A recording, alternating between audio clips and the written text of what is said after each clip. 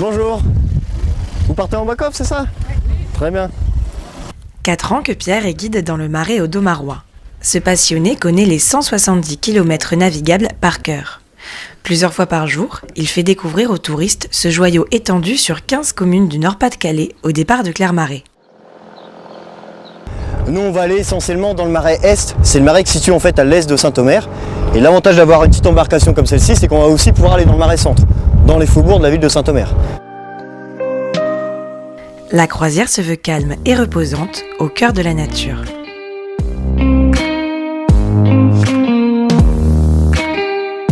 Dans la région, c'est un endroit unique. Près de 300 espèces d'oiseaux, de chauves-souris et d'insectes y sont installés.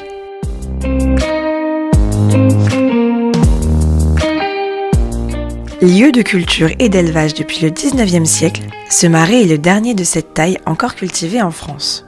Aujourd'hui, ils sont une trentaine de maraîchers à continuer leur activité. La vente se fait directement du producteur au consommateur. Le respect du vivre ensemble entre l'homme et son environnement est primordial pour les amoureux du marais.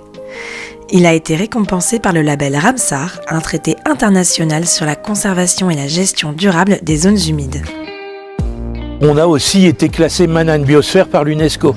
L'homme et la biosphère, c'est vraiment ce qui caractérise ce marais.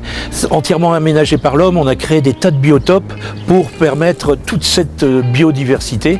Après 1 heure de balade, les voyageurs d'un jour sont conquis. Le bonheur d'être dans la nature, d'être au milieu de rien et de tout.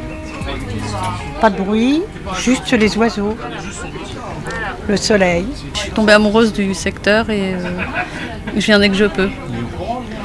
Chaque année, 150 000 touristes viennent découvrir les trésors du marais de l'Audomarois.